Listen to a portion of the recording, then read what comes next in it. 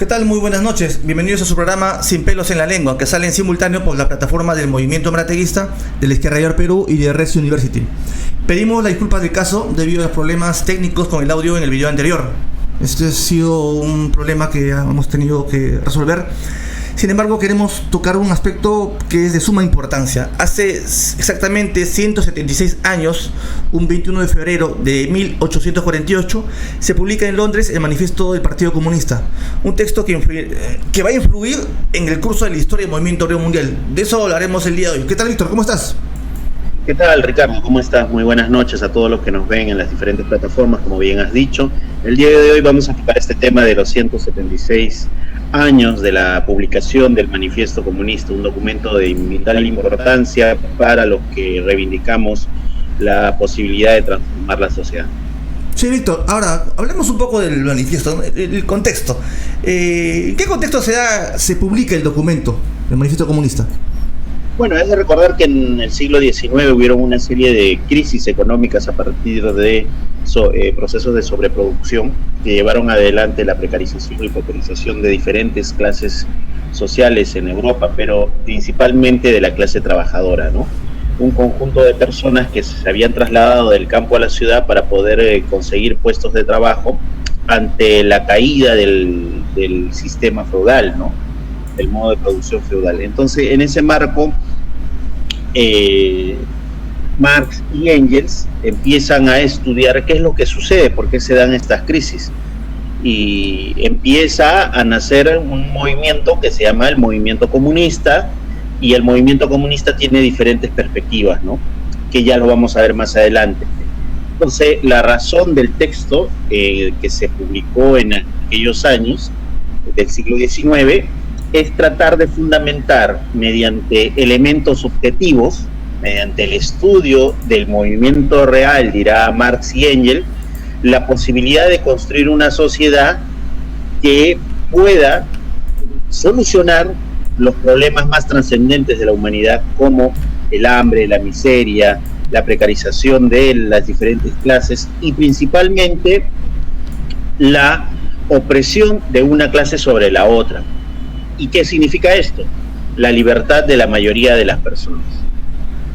Sí, como decías, efectivamente, yo quisiera añadir algo, ¿no? Que para la fecha en la cual se publicó el Manifiesto Comunista, 1848, Marx tenía ya, bordeaba los 29 años y Engels 27, o sea, eran jovencitos, ¿eh?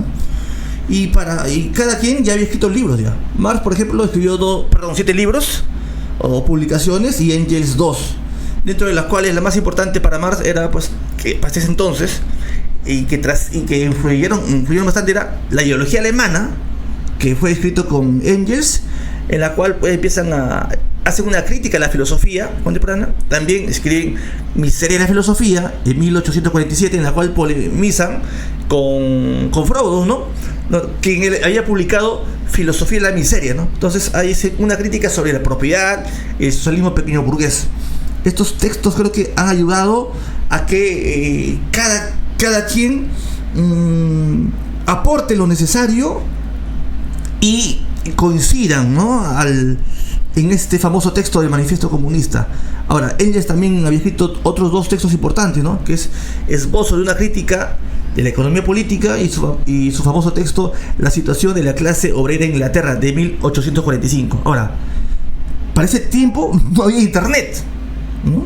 No había, el acceso era muy limitado. Entonces creo que ha sido para su época, a los 29 años y 27 respectivamente, que han escrito, me parece simbólico, ¿no? Además, rompen todo un escenario, ¿no? Porque empiezan a decir, cuando abre el texto del Manifiesto Comunista, algo muy, muy importante, ¿no? Que la historia de la humanidad y la sociedad es la historia de la lucha de clases. ¿A qué se refiere?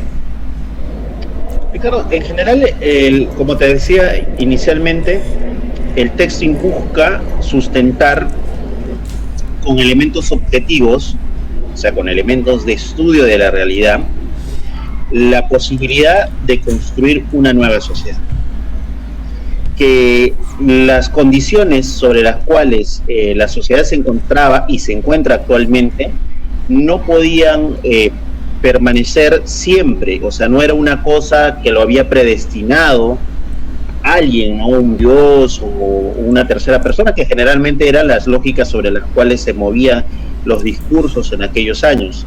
Entonces Marx y Engels proponen en este texto algunos elementos teóricos que les permiten decir, oye, no, esto no es siempre lo que se ha predestinado, sino que la historia tiene una serie de elementos que se van a ir repitiendo constantemente.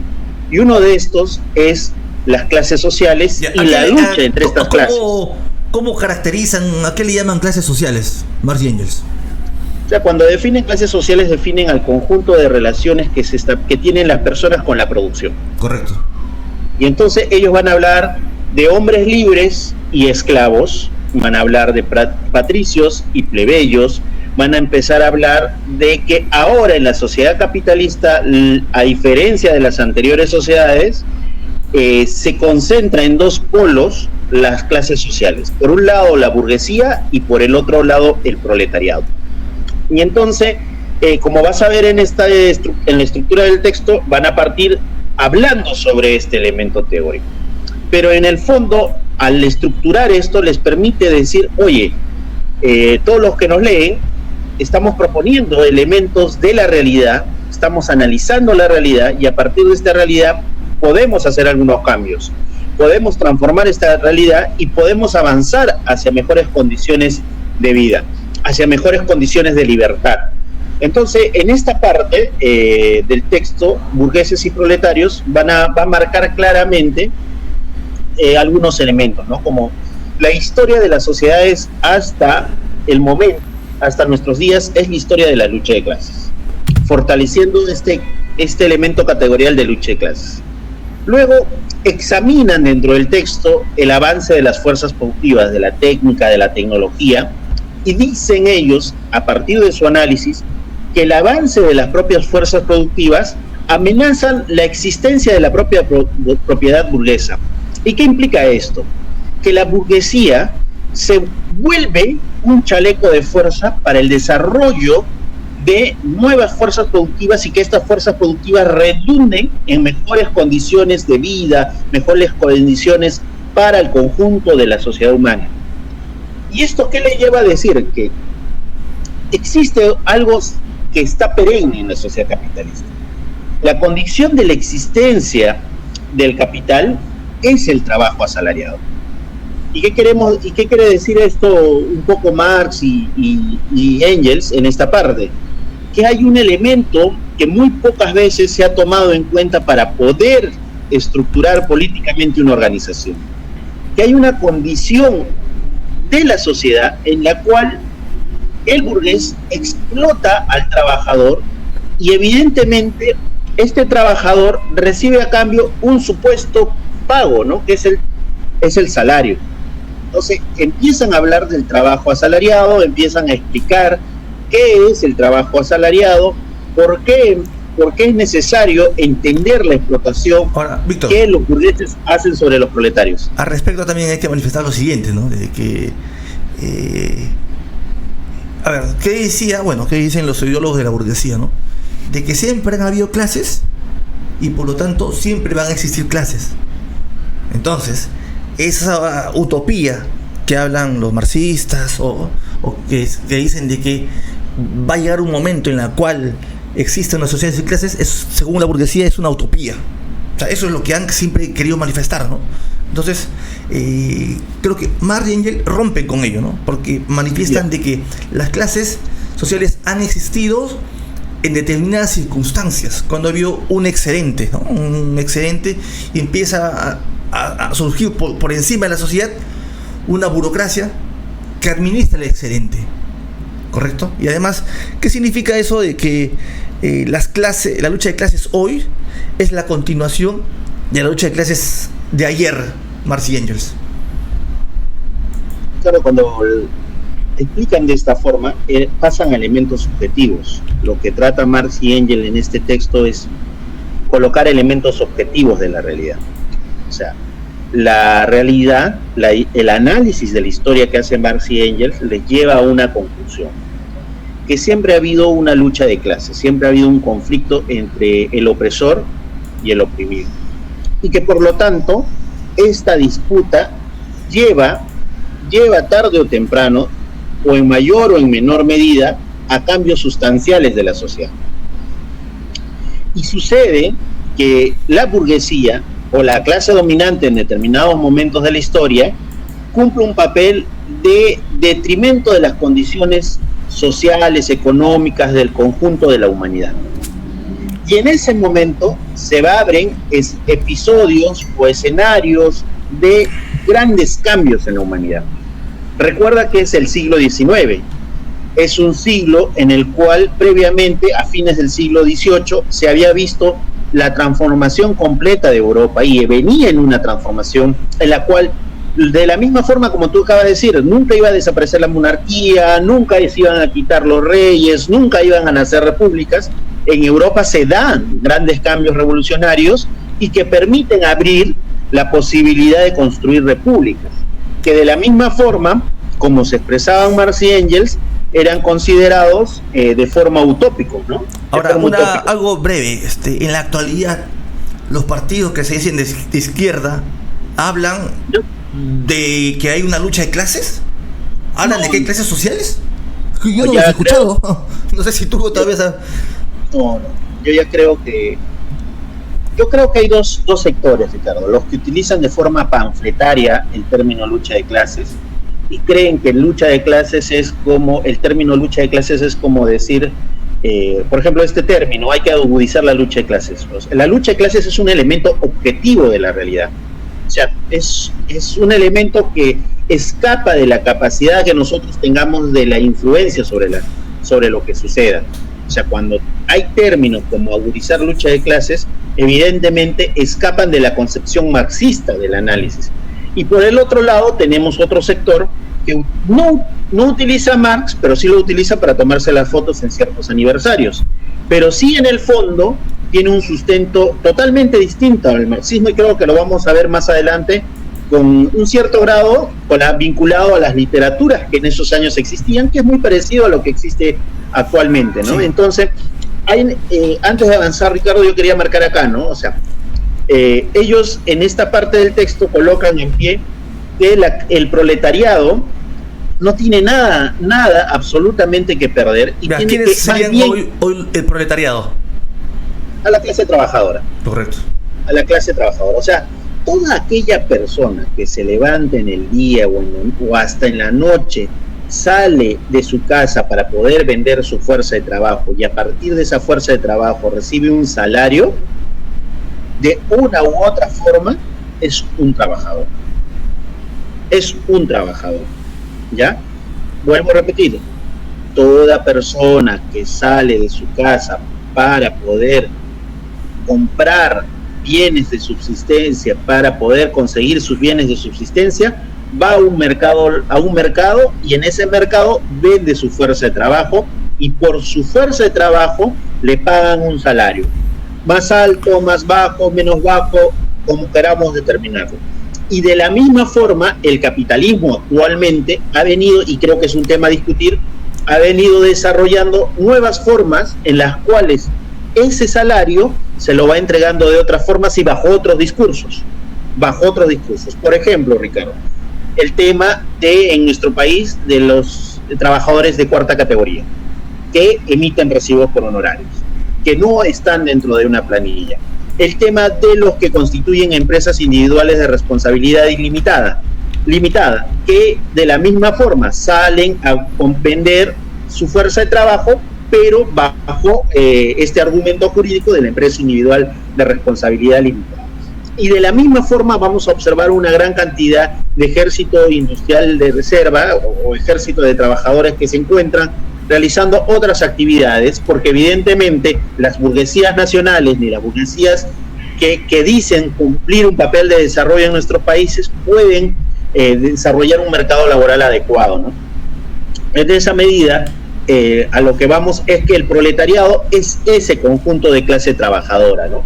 es toda aquella persona que se levanta y al día siguiente que se levanta y está yendo a buscar un salario a partir de la venta de su fuerza de trabajo.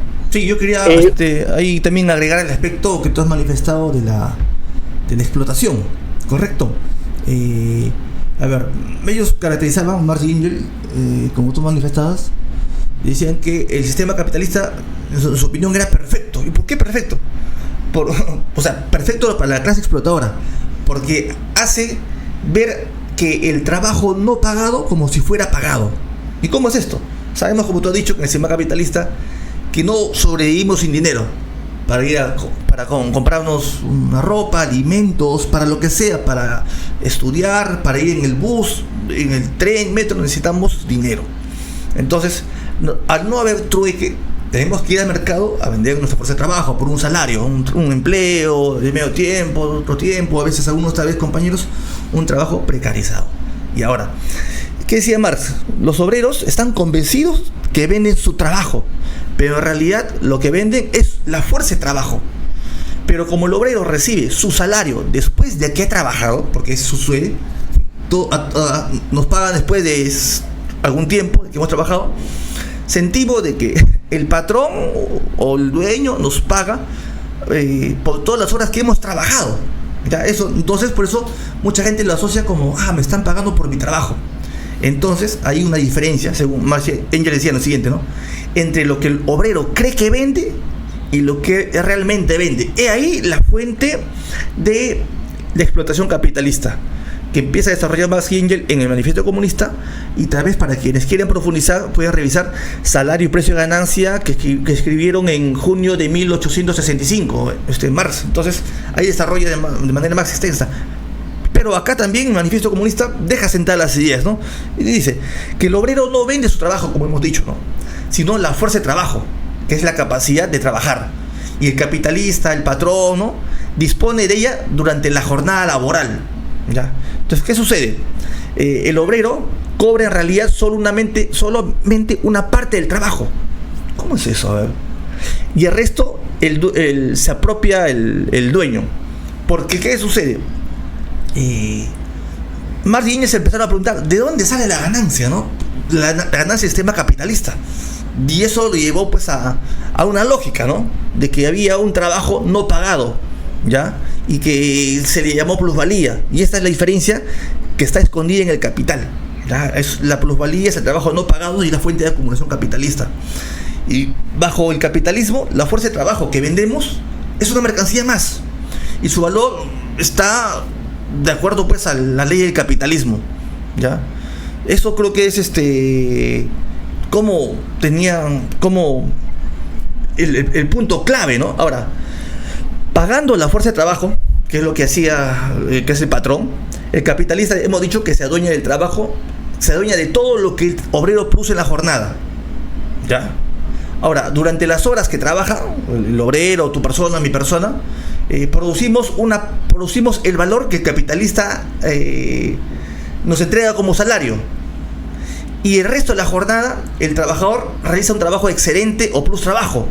Es decir, en estas horas el trabajador genera un valor que va íntegramente al capitalista. Y esa es la plusvalía. Eso es la fuente del trabajo, del sistema capitalista. El pilar del sistema capitalista es la explotación. Ahora, una reflexión, ¿no? Porque esta discusión se hacía hace más de 100 años, 176 años, perdón. ¿Ya? Sin embargo, en la actualidad no se hace estas discusiones. Se discute en algún lugar cuál es la fuente de ganancia. Desde el marxismo es la plusvalía. Y se considera y se dice pues que, y coincido con Marx y Engels, en el que el sistema capitalista es un sistema basado en la explotación. Ahora, no hay otras corrientes tal vez del progresismo que denuncien el sistema capitalista por la explotación, ¿no? O sea, no dicen de que pues no denuncian las leyes capitalistas. Cuando digo leyes no me refiero a decretos, sino pues que el capitalismo es un sistema de carácter sistémico, ¿no?, que obedece a leyes propias del sistema capitalista, y eso no se va a cambiar vía reglamento, vía leyes desde el Parlamento. Y considero de que esto, así como hemos manifestado sobre la lucha de clases que hay, que la burguesía no quiere hablar, que desde el progresismo se obvia el término lucha de clases y se viene reemplazando, que la contradicción, según ellos, no es entre trabajador y patrón, no es entre burgueses y proletarios, sino la contradicción es entre el imperio que nos explota y la nación. Entonces, por eso tenemos que hacer un gobierno de unidad contra el imperio. O sea, estamos, entre comillas, sacando la vuelta a la base angular del marxismo para poner de contrabando otras salidas reformistas, ¿no? Y lo mismo sucede con la explotación. No hablamos para nada de explotación, no se habla nada pues de la plusvalía, no se habla de cuál es la fuente de acumulación, sino se dice pues de que la ganancia es producto de el riesgo que asume el capitalista, ¿no? Pero no se dice que es un trabajo no pagado que es la fuente de acumulación del capitalismo. ¿O crees que también esta discusión, por qué es pasada por alto, Víctor, dentro de la izquierda? Ricardo, un poco en esta parte, retornar un poco a lo que veníamos hablando.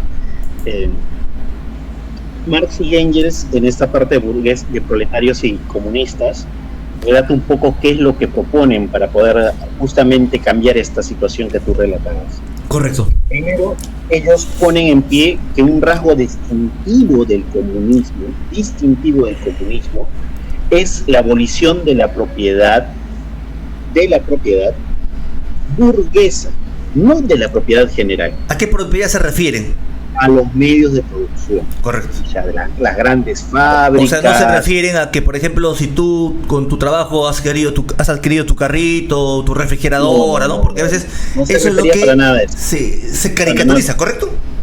Claro, y es común, y es más, ellos relatan en este texto esa caracterización. De la misma forma como la destrucción del matrimonio, de la misma forma una serie de discursos que siempre se han venido elaborando desde aquellos años. Y acá Marx y Engels relatan muy claramente cuál es la propuesta del comunismo.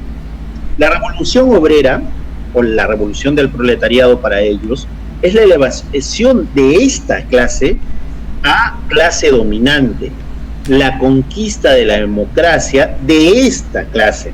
Porque, por ejemplo, Ricardo, si tú quieres ser autoridad en este país, ¿qué tienes que hacer? Todos sabemos que tienes que tener una buena espalda de dinero para poder ser elegido para ser algún tipo de autoridad. Bien, pero antes de ello, para ser autoridad en este país, hay que someterse a la ley de partidos políticos, ¿correcto? Y en la ley de partidos políticos, en la página primera, estaba revisando, tienes que tener tu partido como parte de un principio, defensa de la democracia. Está ahí en la ley de partidos políticos, lo he revisado. ¿Y a qué democracia se refiere? A esta democracia. A esta democracia burguesa. En la cual, a ver, y si me permites un poco en ese hilo. Te permito. ¿No? Los hechos que vemos actualmente sucedían también en el siglo XIX. Claro, efectivamente, claro. Una clase política muy parecida, con parlamentos muy parecidos, que eran caóticos, que es más, sectores muy oportunistas, y esa democracia en la cual se le entrega el poder de decisión a un representante para que vaya al Parlamento, hacía aguas. ¿Por qué? Porque al final los que representaban supuestamente a la población en el Parlamento terminaban generando leyes en beneficio de un sector o de otro sector empresarial. Lo mismo que está sucediendo actualmente en nuestro país, y lo vemos en el Congreso de la República, donde sacan leyes como les venga en gana. Y cuando no pueden hacerlo ellos, le delegan ese poder a el Poder Ejecutivo. O sea, para tenerlo claro, las mismas leyes que exigían que los partidos se sometan a la democracia, a la institucionalidad, existían también en tiempos de Marx y Engels. Claro, lo mismo. Y ese tipo de democracia es una democracia limitada, porque la persona de a pie, porque necesita salir a buscar un salario para poder subsistir, no participa en las decisiones generales del país. Y de la misma forma, por las condiciones laborales en las que vivimos actualmente, las personas no conocen ni siquiera cómo se van tomando las decisiones en el mismo entorno donde ellos activan en alguna relación de producción. Entonces, ¿qué quiere decir esto? Que para Marx y Engels esto no era democracia. ¿Por qué? Porque el mismo término democracia es la decisión de la mayoría, es el término de la participación de toda una ciudad. Entonces, ahora, Víctor, hay que tener claro de que cada tipo de sociedad tenía su forma e instituciones. Exacto. En la sociedad esclavista tenía su democracia que era esclavista. En la sociedad feudal, su democracia feudal. Y en esta sociedad capitalista existe una democracia, que es la democracia capitalista o burguesa. ¿Estamos de acuerdo? Exacto. Y esa democracia burguesa se sustenta ¿en qué? En un Estado. Ese Estado es apoyada por el Estado. Es el Estado. Es apoyada por el Estado y que tiene como fundamento la defensa de la propiedad privada y los medios de producción. Se defienden con unidades siguientes, puede ser con bala, pero se defiende. O se defiende de buenas maneras o de malas maneras. Correcto. Como sucedió el año pasado. Entonces, ¿qué quiero decir con esto? Cuando ellos hablan de la conquista de la democracia, que hablan de la elevación del proletariado a clase dominante, hablan de la necesidad de destruir el Estado burgués y constituir nuevas formas de organización que permitan que la clase dominante sea el conjunto de la clase obrera, que sean ellos los que tomen el poder en sus manos, no solamente del Estado, sino de la gestión de las fábricas, de la gestión de los espacios de trabajo, y que esté muy vinculado a la producción. Vuelvo a repetir, que esté muy vinculado a la producción. Y en los otros sectores, como el campesinado, como las comunidades indígenas, sean ellos quienes decidan cómo se van a establecer sus relaciones de producción, y no sea, como sucede actualmente, un conjunto de beneficios para una clase dominante. Entonces, en sustitución, ellos decían, en sustitución de la antigua sociedad burguesa, con sus clases y sus antagonismos de clase, surgirá una asociación en que el libre desarrollo de cada uno será la condición del libre desarrollo de todos. O sea, la libertad entendida no solo en términos de poder vender una mercancía, sino la libertad entendida en la capacidad de desarrollo de cada una de las personas. Y esto no se basaba, Ricardo, discúlpame, en elementos utópicos o subjetivos, como la teoría de la elección que sustentan algunos sectores de la derecha hoy en día y que han refortalecido, sino partía de elementos objetivos que tú bien acabas de decir. De continuar en esa lógica, decían Marx y Engels, la sociedad iba a tornarse de forma estrepitosamente a niveles peores de explotación. Y es lo que estamos viendo actualmente en diferentes partes del mundo y en nuestro propio país, con condiciones laborales terribles en sectores como el agro, en sectores como la minería, lo que acaba de suceder en Venezuela, donde acaban de fallecer una gran cantidad de obreros en la zona del arco minero, lo que sucede en diferentes latitudes del mundo con diferentes sectores de la clase trabajadora, o lo que recientemente en estos días vienen reclamando los docentes en Argentina, donde Milei les ha acusado de tal forma de que no van a tener su salario completo en condiciones de precarización y pauperización. Ahora, no Víctor, sé si podemos avanzar a la siguiente. Yo decía muy bien lo que estamos manifestando. Ahora, lo que estamos desarrollando el día de hoy es algo muy breve del manifiesto comunista, correcto. Ahora, quien nos está siguiendo dirán, oye, pero ese era el pensamiento de Marx y Engels. Efectivamente, eso está plasmado en el manifiesto comunista, es el sello, el ADN del manifiesto comunista está aquí. Ahora, si uno revisa, Ricardo, el manifiesto, se va a encontrar con frases que hasta ahora las escuchamos de parte del sector más de derecha, más conservador, y de la misma forma en esta parte del texto vamos a encontrar cada una de las perspectivas que son muy comunes escucharlas también en sectores que participan en el Parlamento, como el sector de Perú Libre, Sí, como el sector por ejemplo, de Perú. es un texto pequeño, no muy extenso, que nos va a ayudar y que creo que muchos de sus términos nos va a ayudar a poder caracterizar. ¿Ya? Y acá es importante, como está bien en la diapositiva, la literatura socialista y comunista. A ver, el pensamiento de Marx y Engels, para que quede claro, no era administrar el Estado burguesa, no era que ellos sean parlamentarios, sean elegidos primer ministro, no. Ellos lo que querían era destruir el Estado burgués, ¿ya? Para que quede claro, que no creían que es posible reformar el capitalismo, no. Y su crítica al capitalismo no se hace en función a quién está en el Congreso o quién está como primer ministro, no.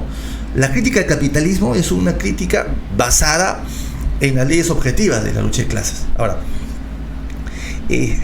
perdón, un poquito de... Hace mucho calor. Ya, lo que quería manifestar es lo siguiente, y esto lo podemos ver en el manifiesto comunista. A ver, hay una crítica al socialismo pequeño burgués. ¿Qué critican en el socialismo pequeño burgués? Bueno, dice, ¿no?, que la pequeña burguesía son aquellos que oscilan entre el proletariado y la burguesía. Ya hemos definido quién es el proletariado, quiénes son la burguesía, de acuerdo a la ubicación que tiene cada quien con respecto a la producción. Ahora, ¿cuál es la crítica que le hacen al régimen burgués o al sistema capitalista? Es por la concentración de capital, es por la crisis económica, por las desigualdades sociales. O sea, sí, una crítica por la izquierda, ¿no?, que todos que estamos de acuerdo. Sin embargo, ¿cuál es la salida de esta posición de la pequeña burguesía, ¿no? Ellos intentan restaurar las viejas formas de producción y estructuras sociales, o sea, volver a la pequeña propiedad. ¿Ya? Marx y Engels calificaban esto como algo utópico y reaccionario, ¿ya? Entonces, en la actualidad, ¿quiénes abrazan esas posiciones, ¿no? Bueno, vemos tal vez a un tipo que está apuntando en las encuestas, ¿no?, de apellido Humala, Antauro Humala, que dice que quiere volver al Tahuantinsuyo, quiere fusilar a homosexuales, o sea, tiene una actitud muy reaccionaria, ¿correcto? Y critica el capitalismo, claro, pero ¿cuál es su salida? Su salida es esa, ¿no? O sea, volver al estado anterior. Ahora, también hay algunas corrientes un tanto que tienen esa percepción, ¿no? Pero lo más notable es la posición, pues, etnocacerista, ¿no? Ahora, también hace una crítica a Marx y Engels al socialismo conservador o burgués. Ya, como dice su nombre, burgués, es una reunión de parte de la burguesía que busca remediar los males de la sociedad, pero sin acabar con el capitalismo. Entonces, ¿quiénes representan esto? Bueno, hay sectores, como vemos aquí, no sé qué personajes podrían ser, pues, ¿no? Tal vez Rosa María Palacios, ¿no?, que es crítica al sistema, pero dice que esto se puede cambiar dentro de la institucionalidad, ya, burguesa.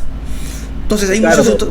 Y también López Chao, ¿no? O sea, que es crítico, dice que todo esto se resuelve dentro de la institucionalidad burguesa. Sí, pero hay también personas más claras, más evidentes, que creo que la gente que nos escucha lo puede ver y lo puede palpar. Ahora, hay sectores desde la izquierda que, sin ser de la burguesía, han abrazado las ideas de ese sector del socialismo burgués, han abrazado las ideas de la burguesía, que dice que es posible avanzar poco a poco al socialismo, ¿no?, desde la lógica del Estado. Ahí puede estar, por ejemplo, una tal Sigrid Bazán y muchos parlamentarios de Perú Libre y todos los parlamentarios, ¿no?, quienes han sido ministros, diciendo, ¿cuál es la lógica? El socialismo está bien, sí, pero está muy lejos, ¿no? Como una vez me decía una compañera antes que militaba, ¿no?, y que fue candidata por JP en Tacna, decía, oye, ¿qué hacen hablando ustedes de socialismo, de marxismo? Ya pasó, ya está muy lejos, ¿no? Entonces hay que tratar de administrar el Estado, tenemos que llegar al Estado. Esa es su lógica, ¿no?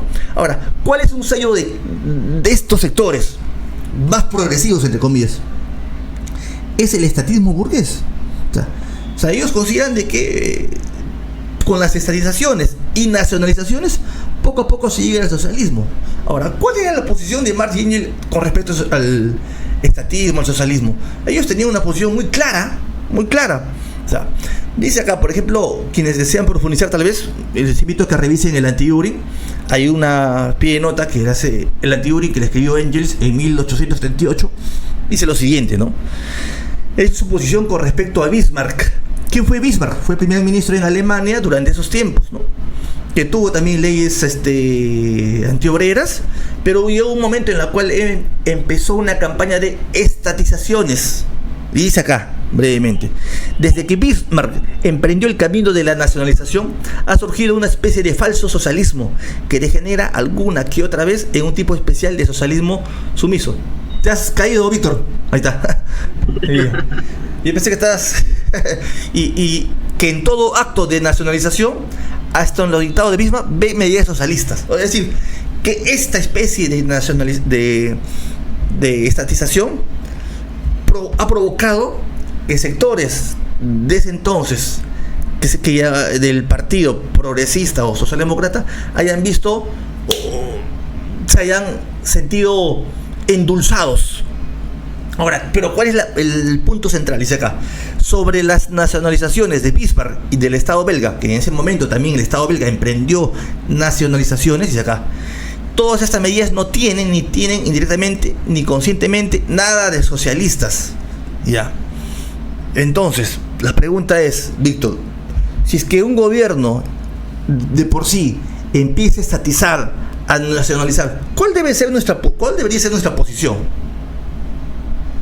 Evidentemente, Ricardo, esa no es la posición que hubiera tenido Marx. Claro, no, pero a ver, una cosa es efectivamente que dentro de sectores de la burguesía entran en confrontación, ¿ya? Y la confrontación obviamente que va a facilitar a que nosotros queremos destruir el Estado, ¿no? A ver, escúchame. Yo creo que ahí hay que entender algo, ¿no? Este sector, que tú lo has caracterizado acá como socialismo burgués, correcto, tiende a creer que hay que crear una burguesía nacional. Correcto. ¿Por qué? Porque nuestros países, y bueno, el conjunto de países, no han desarrollado de forma adecuada una burguesía nacional, una burguesía que tenga la capacidad de brindar información, y bueno, hay un discurso detrás de esto y que creo es más, sería importante desarrollar. Entonces, frente a esto, ellos consideran que hay que nacionalizar algunos sectores estratégicos para que esta burguesía nacional pueda surgir. Por ejemplo, en Venezuela se nacionalizó PDVSA y se pasó a manos del Estado. Y nacen burgueses como Ruperto, que es la boliburguesía que le llaman, el que le presta los grandes barcos y ahora es dueño de equipos de béisbol, entre tantas cosas. Y es muy cercano a Maduro. Entonces buscan conseguir burgueses nacionales, crear burgueses. Pero esa condición de crear burgueses nacionales golpea ¿a quiénes? ¿A quiénes golpea? A la clase trabajadora en su conjunto. Correcto. Ahora, al respecto, porque eso es... Y permítame ahí, Ricardo, porque mientras nace una nueva burguesía nacional, como en el caso venezolano, millones y miles de trabajadores terminan precarizados, pauperizados y con salarios como los que actualmente tiene Venezuela. Sí. Que también... Es que efectivamente, si bien es cierto, puede haber, tal vez en algún momento de la historia, gobiernos que emprenden esa salida, pero Marx bien entendía de que la clase trabajadora tenía que tener una independencia de clase. Ya. O sea, y acá, no sé si puedes ya cambiar a la siguiente diapositiva para ir avanzando porque nos gana el tiempo. Sí, no, vamos a ver. Correcto. Ya. Ahí está. Y acá es claro, Marx y Engels. ¿Cuál es la actitud frente a estos hechos? ¿Qué posición, como tú preguntas? Sí. Primero, los comunistas apoyan por doquier todo movimiento revolucionario contra el régimen social y político existente. O sea, nadie, creo en este momento, creo la gran mayoría de personas que nos están escuchando, no está de acuerdo con lo que sucede, pues, ¿no? Nadie está de acuerdo con el Congreso, nadie está de acuerdo con cómo se manejaron las empresas privadas con el tema Odebrecht, nadie está de acuerdo con que privaticen el agua, con que deforesten la selva, con un montón de cosas. En todos estos movimientos, decía Marx y Engels, hay que poner en cuestión un elemento fundamental, que es la propiedad. Correcto. Si la propiedad pasa a manos del Estado burgués, no es una salida nuestra, decía. No. Lo que nosotros buscamos es que los trabajadores tomen en sus manos la gestión de estos espacios. la gestión de estos medios de producción. Y entonces ellos culminaban en esta parte de la diapositiva, se borró la diapositiva, que los proletarios no tienen nada que perder. Lo único que tienen que perder son sus cadenas. Y por lo tanto, lo que sí van a ganar es un mundo entero. ¿Por qué? Porque, primero, como tú explicabas al inicio, ellos postulan cómo se da esta explotación a la clase trabajadora. Correcto. Principalmente a la clase trabajadora. Y cómo la clase trabajadora empieza a expandirse a escala mundial. Segundo, exponen cuál es la relación entre la clase trabajadora y los comunistas. ¿Qué es lo que le proponen los comunistas a la clase trabajadora? O sea, ¿qué le proponen las organizaciones o los espacios que deberían organizarse para la clase trabajadora? Le proponen que queremos que esa clase trabajadora asuma el poder, se constituya en un nuevo Estado, que se constituya en un nuevo espacio. En cuarto lugar,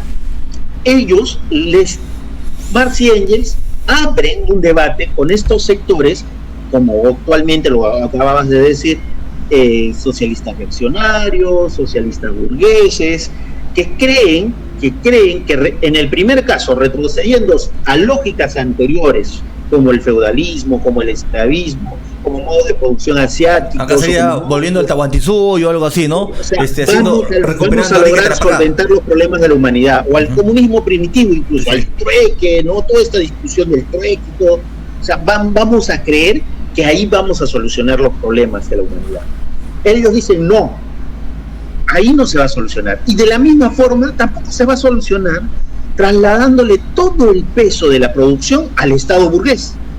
Porque el Estado burgués cumple un papel y una lógica para poder sostener, y como ellos bien relatan en este texto, son la junta de gobierno de la clase dominante. De la burguesía.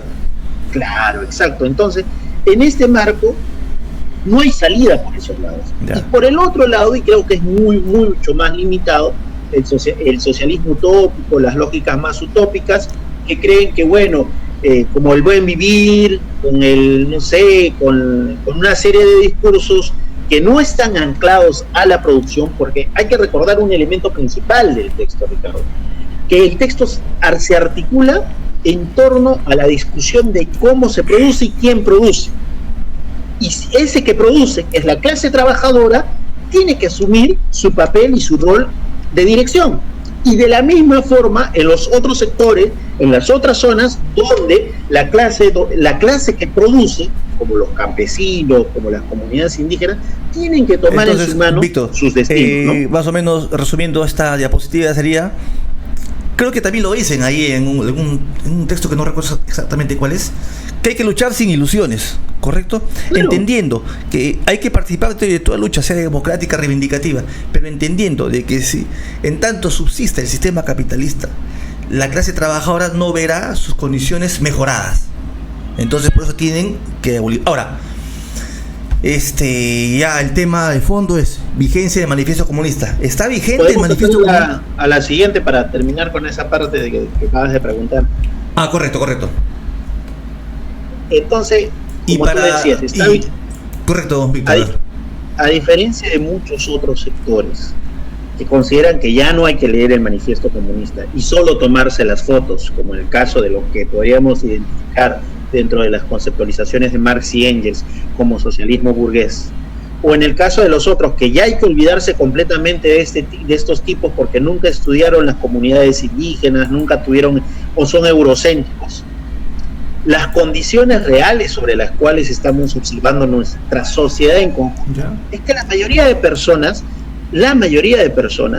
el conjunto de personas de la sociedad, hoy más que nunca está vigente. ¿Y por qué está vigente, Víctor? Exactamente por esto, por lo que te estoy diciendo, porque todos van a vender su fuerza de trabajo, la gran mayoría de la población va a vender su fuerza de trabajo. Los migrantes que llegan a la ciudad de Lima, los propios migrantes peruanos que se trasladan hacia otras ciudades del mundo, ¿qué es lo que hacen, Ricardo? Van a establecer allá una fábrica, van a establecer allá, no sé, un punto de negocio, una mina allá. La gran mayoría que se que migre en nuestro país, el traslado de grandes cantidades de población del campo a la ciudad, lo que vienen a hacer acá es vender su fuerza de trabajo, de una forma u otra, porque vamos a ser sinceros, las condiciones laborales sobre las cuales estos mismos subsisten son las peores y precarizadas. Y entonces, en estas condiciones sobre las cuales la sociedad de conjunto no soluciona problemas como, por ejemplo, el tema de riesgos y desastres. No lo ha podido solucionar la actual sociedad. Hoy llueve y se siguen inundando diferentes partes del país. Diferentes partes del país se siguen inundando. Hay terremotos, va a ser una calamidad inmensa.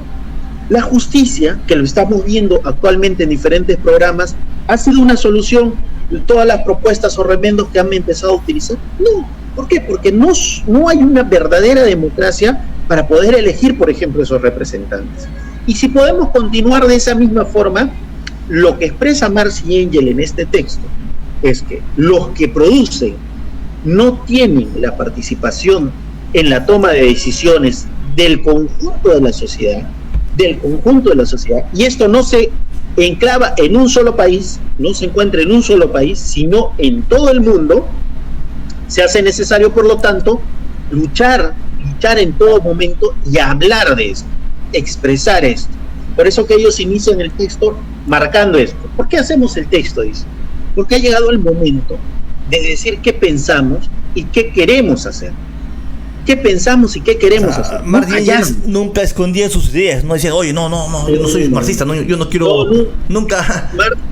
Marx y Engels, a diferencia de algunos sectores que alguna vez escuché, hay que tragarse sapos y culebras, hay que quedarse callados, hay que mimetizarse en los movimientos que nacen.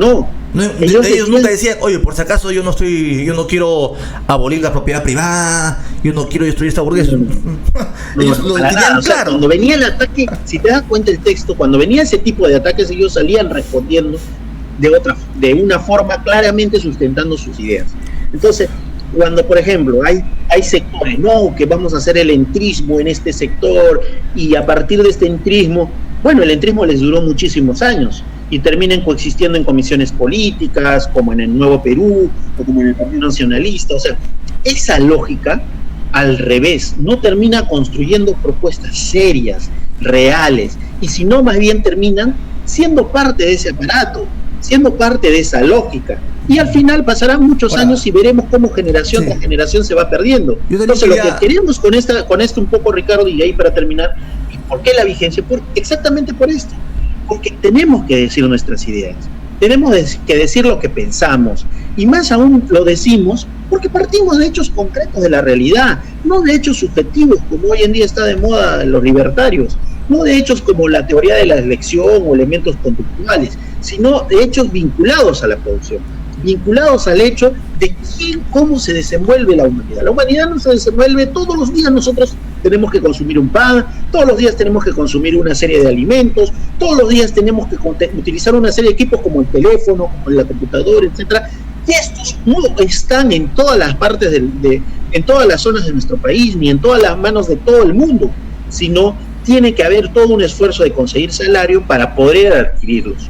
Entonces Marx y Engels ponen en mesa que esta sociedad no puede continuar, que hay límites. Sí. Y esta sociedad va a entrar siempre en una serie de competencias, de conflictos, de guerras, y por lo tanto es un sine qua non su constante de crisis, ¿no? Es algo normal ver esto. Sí, ahora como antes de que quería agregar algo antes de que nos entre el siguiente programa, ¿no?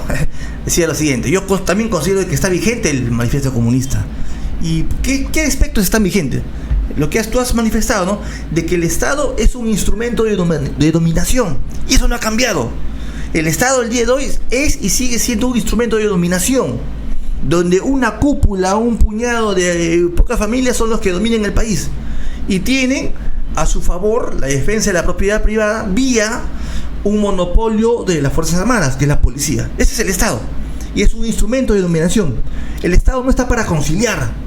O sea, esa lógica de que no, hay que ser congresista y para que de ahí voy a dar leyes, no, eso es imposible. El Estado es un instrumento de dominación de una clase sobre la otra. El Estado no está para conciliar clases, está para como tú manifestas. Ahora, otro hecho que es vigente hace más de 176 años de que se publicó el texto, que la sociedad está dividida en clases. Obviamente, no todos somos iguales. Por ejemplo, ya se acerca el día del derecho a la mujer. Las mujeres van a reivindicar pues el día, el 8M. Ahora, una mujer informal, que es ambulante, tiene los mismos derechos que Dina Boluarte, que Sigrid Bazán, que mucha gente de la farándula. No, o sea, porque son clases opuestas. O sea, somos clases opuestas. O sea, por ejemplo, es igual. La sociedad está dividida en clases. Y Marx viene, acá se nos fue, pero es importante de hacer notar que ellos se organizaron políticamente en la Primera Internacional, porque entendían de que solamente es posible acabar con el sistema actual vía una herramienta política, que es y la herramienta política no puede darse solamente a escala nacional, sino a escala internacional, porque no creían solamente en la revolución de Alemania o de Francia, sino revolución mundial. Y eso es el internacionalismo.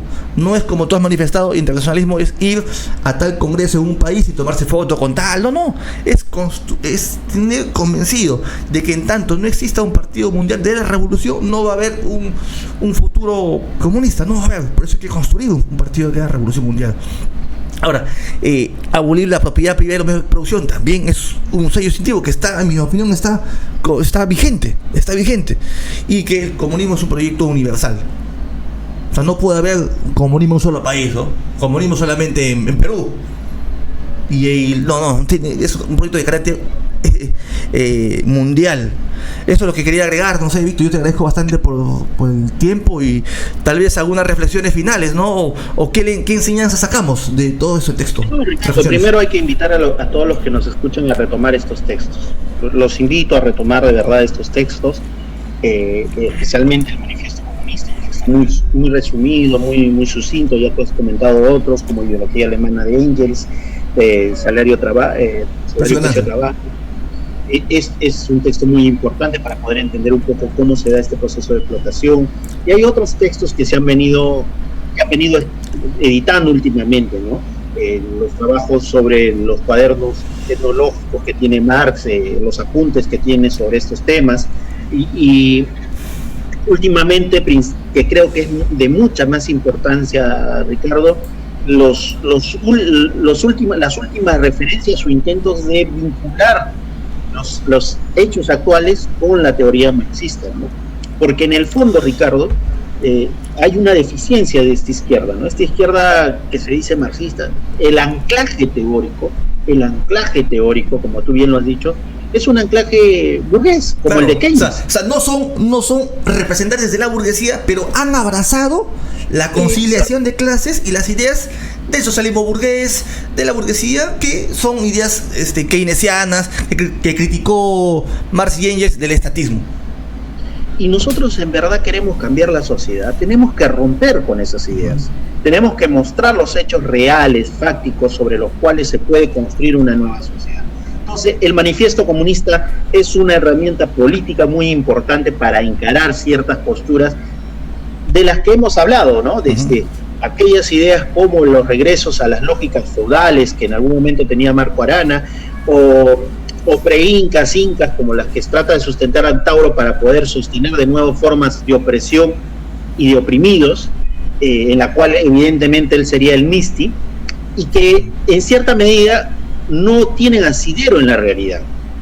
Y digo esto, ¿por qué, Ricardo? Porque temas como la corrupción, como la delincuencia, temas que aquejan actualmente la agenda política de nuestro país o que se han puesto en mesa, no van a tener soluciones bajo esos esquemas, si no se toma en cuenta algo principal: cómo solucionamos que el día a día de las personas está vinculado al tema de la producción. Si no entendemos cómo se desarrolla la producción en nuestro país, cómo se relaciona esta producción con la tierra, con lo que produce la tierra, con lo que producen los recursos naturales, evidentemente nosotros vamos a quedar de forma totalmente aislada, enajenada de lo que viene sucediendo.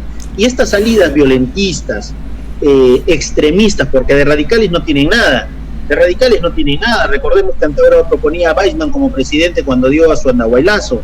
Recordemos que fue con Popio Olivera para candidato al Congreso. Y recordemos últimamente su bancada, pues, que tuvo durante el periodo en la cual votó a Merino, ¿no? O sea, recordemos qué capacidad tienen en verdad de poder solucionar los problemas. Los problemas no lo va a solucionar uno iluminado, sino, como bien Marx dice acá, elevar al conjunto de la clase trabajadora, al proletariado, a constituirse en poder real.